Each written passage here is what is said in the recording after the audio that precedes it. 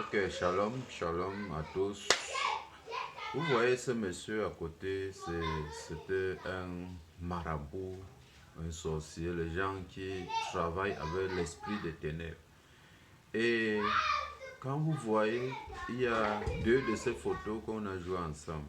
Et ces deux photos-là, il y a le moment qu'il servait le diable, et l'autre, le moment qu'il servait Dieu.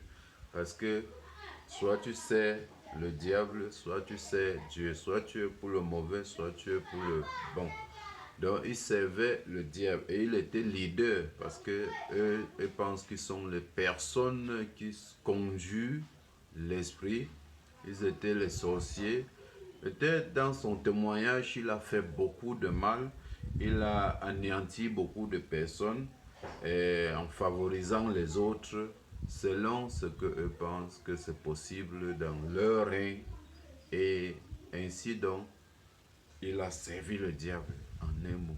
Mais quand vous regardez un peu son visage là, vous regardez un peu son teint, vous regardez un peu l'image de manière approfondie, vous voyez en fait que servir le diable, c'est une erreur de très très grave.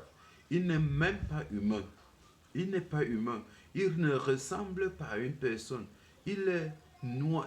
En fait, vous voyez deux images complètement différentes. Et je veux vous dire, la gamme du temps que les images ont été faites n'a pas été grande, n'a pas été longue, n'a pas été... C'est juste que après avoir détaché tous les gris sur lui, après avoir enlevé cette chevelure, après avoir se lavé, après avoir maintenant commencé à prier, à confesser Jésus-Christ comme son Seigneur et Sauveur personnel, il est devenu complètement une personne différente, lavé par le sang de Jésus-Christ. Il est devenu beau, il est devenu clair, il est devenu charmant.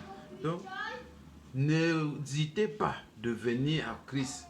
N'hésitez pas de laisser ce royaume-là. Ça, c'est un témoignage vivant. Quand vous voyez ce genre de témoignage, comprenez qu'il y a la vie en Christ. Il y a la vie dans le sang de Jésus-Christ. Tant que vous êtes couvert par le sang de Jésus-Christ, que c'est le sang de Jésus-Christ qui coule en vous, vous n'êtes plus une personne ordinaire. Vous êtes le feu, la flamme de l'Éternel. Vous êtes une personne claire, une personne qu'on peut prendre comme représentation de la race humaine. Une personne qui a la visibilité, la compréhension. Le sang de Jésus-Christ, c'est la vie et la vie qui coule en nous. Soyez bénis.